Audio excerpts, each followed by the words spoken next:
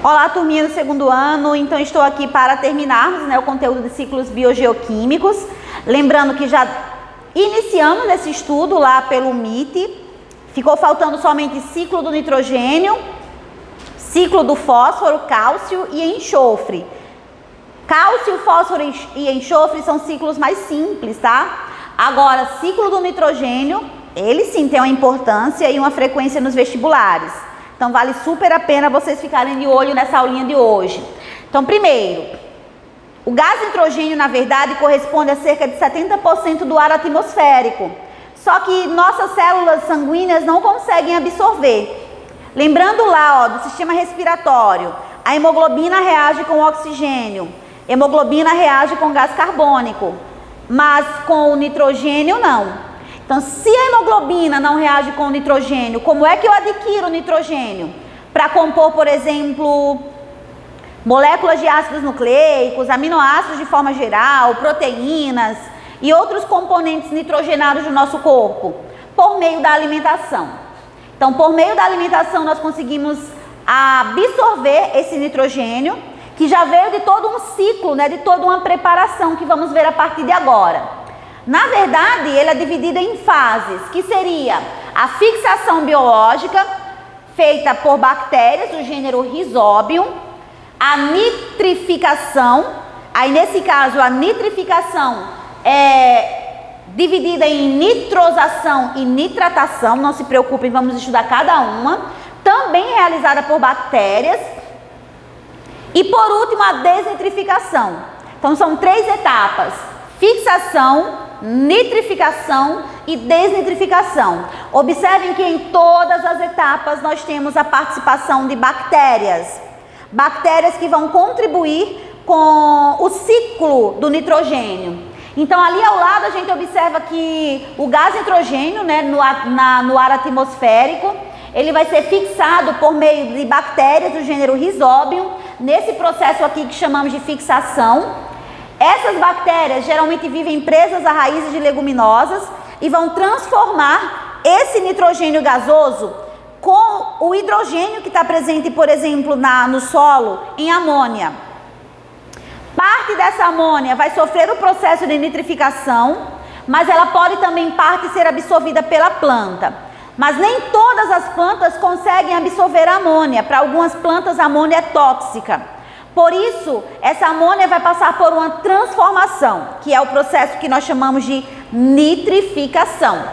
Então, a amônia, primeiro, vai ser convertida com a ajuda de bactérias do gênero Nitrosomonas em nitrito, ali, no processo que nós chamamos de nitrosação, e depois é transformado em nitrato. Então, repetindo, a amônia primeiro é transformada em nitrito e esse nitrito vai ser transformado em nitrato com a ação de bactérias do gênero nitrobactérias. Então essa transformação ocorre no solo e aí sim o nitrato pode ser absorvido pelas plantas ou então vai seguir outra rota, que seria a rota da desnitrificação. Nesse caso, bactérias do gênero Pseudomonas irão pegar esse nitrato e converter em gás nitrogênio, devolvendo para o ar atmosférico. Eu coloquei cada etapa aqui separada, para que fique mais fácil o entendimento, e depois eu volto lá para o ciclo, tá?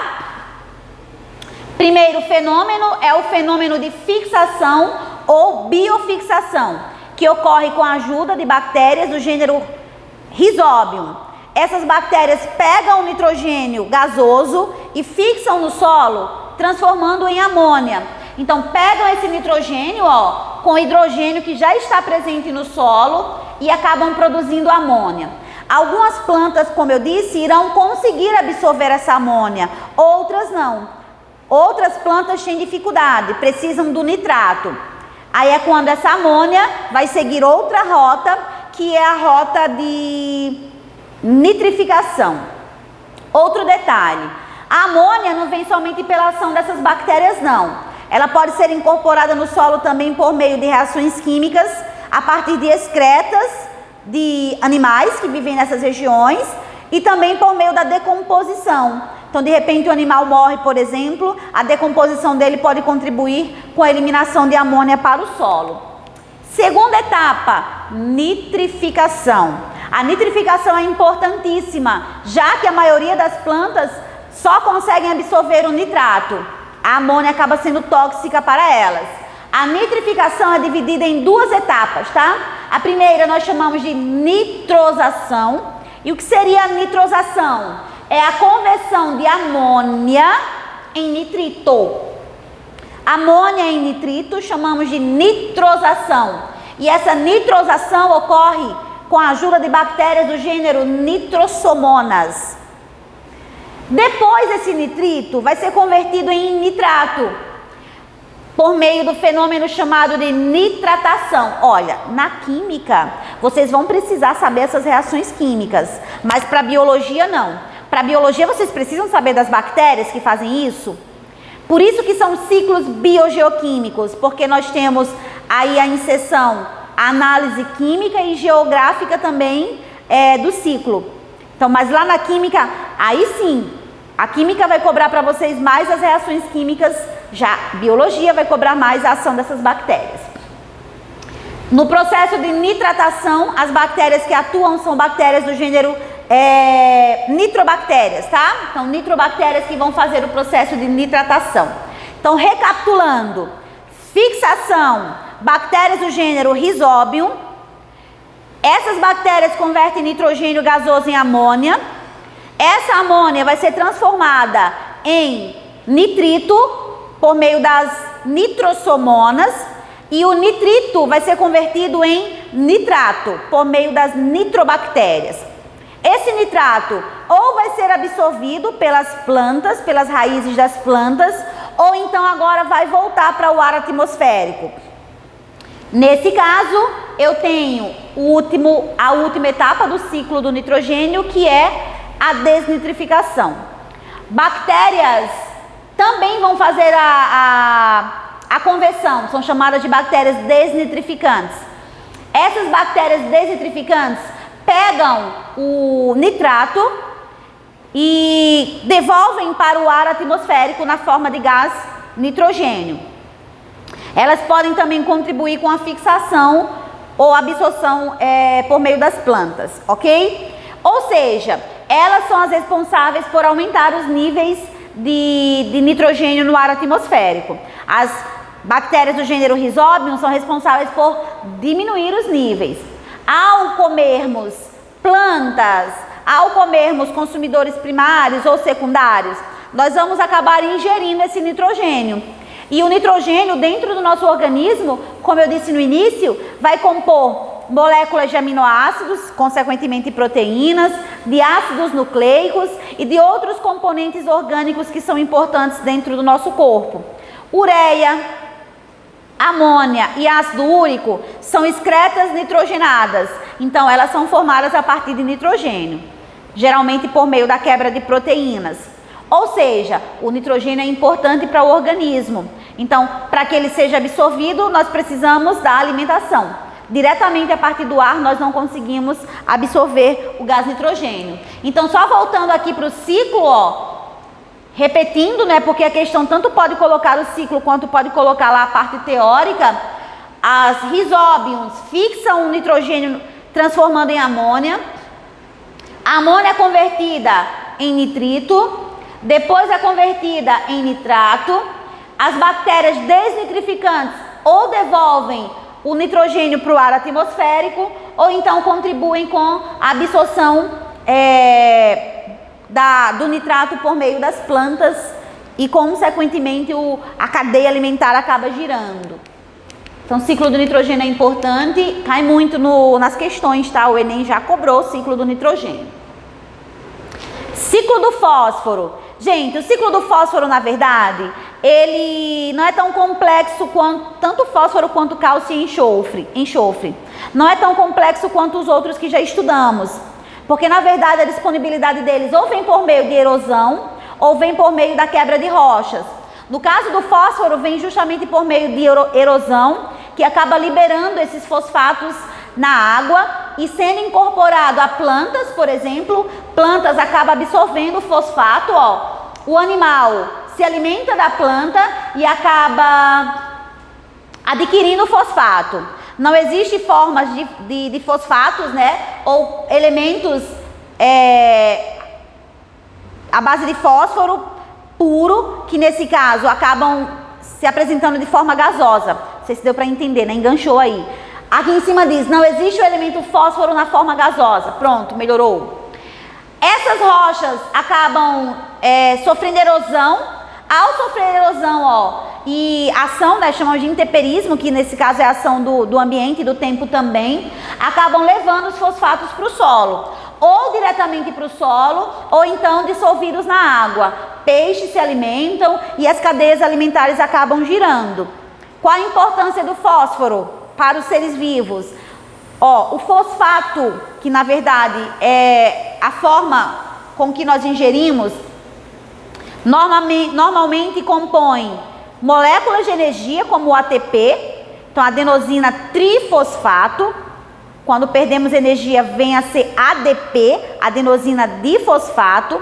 Também compõe a estrutura de um nucleotídeo, ou seja, forma o ácido nucleico. Aquela bolinha lá do nucleotídeo é o fosfato, que vai ser responsável pela ligação fosfodiéster entre a pentose de um e o fosfato do outro, e participa também da composição de proteínas de forma geral. Então o fósforo ele é importantíssimo para os seres vivos, tá? Compõe a molécula de ATP, sem energia não tem vida, não tem trabalho celular. Ciclo do cálcio é mais simples ainda, também vem a partir da quebra de rochas, principalmente rochas calcárias, que a partir do intemperismo, né, que seria o tempo, aí a ação do ambiente, pressões seletivas, acabam liberando esse cálcio também em solo ou então na água, e aí consequentemente, ó, plantas absorvem, serve de alimento para animais e assim por diante. Os animais morrem, acabam contribuindo com o processo de fossilização e o ciclo vai sempre reiniciando. Nesse caso, qual seria a importância do cálcio para o nosso organismo? Nossa, várias. Cálcio é responsável pelo fortalecimento de ossos e dentes. Além disso, o cálcio também é responsável pela contração muscular. A bombeação ativa de cálcio vai contribuir com a contração do sarcômero. E ainda o cálcio atua na coagulação do sangue, estimulando a produção de proteínas, né, que vão contribuir com a formação do coágulo. Então o cálcio vai muito mais além de fortalecer ossos e dentes.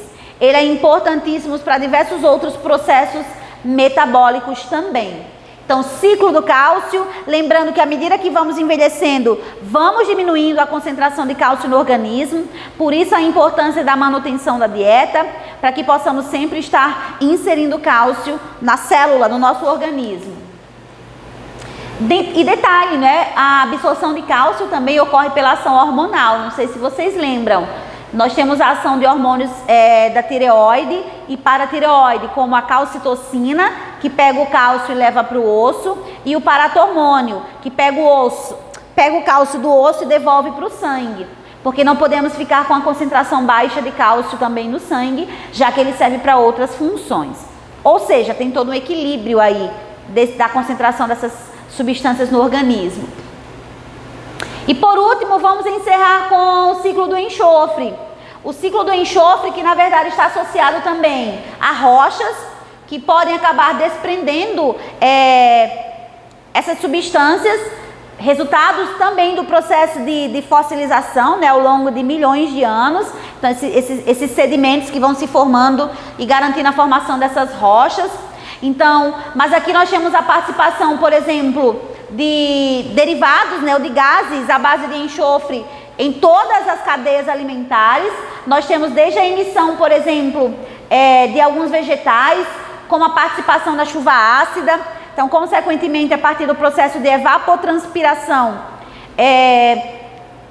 ocorre a condensação de nuvens, e essas nuvens acabam devolvendo esse enxofre para os ecossistemas de forma geral. A queima de combustíveis fósseis também pode contribuir com a eliminação de gases à base de enxofre. e assim por diante.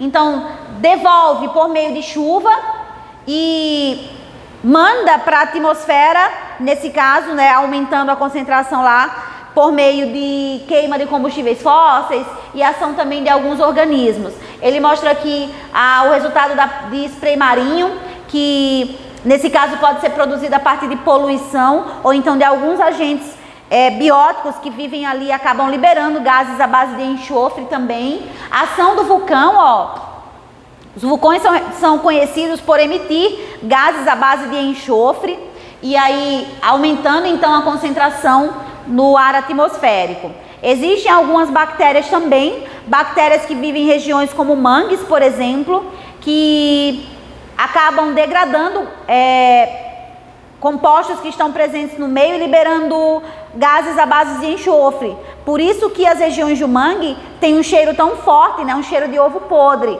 É justamente devido à presença desse enxofre. Outro detalhe: as plantas que vivem nos mangues acabam sendo adaptadas porque devido à grande quantidade de gases à base de enxofre dessa região, elas não conseguem fazer suas trocas gasosas, então apresentam raízes aéreas chamadas de pneumatóforos, para que possa contribuir com as trocas gasosas. Então não é porque é alagada, é devido justamente à ação dessas bactérias e dos compostos de enxofre.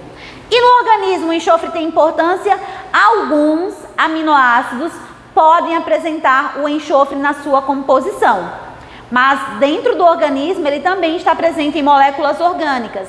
Então ele tem uma necessidade, mas também depende muito do grau, né? Depende muito da concentração dele no organismo, porque aí pode ser prejudicial. Aí olha, eu finalizo com a parte dos ciclos biogeoquímicos aqui. Lá na aulinha de segunda-feira pelo MIT, nós vamos fazer as questões e já vamos entrar em relações ecológicas, tá? Que é um tema importantíssimo, é um tema também super legal, que cai muito nos vestibulares.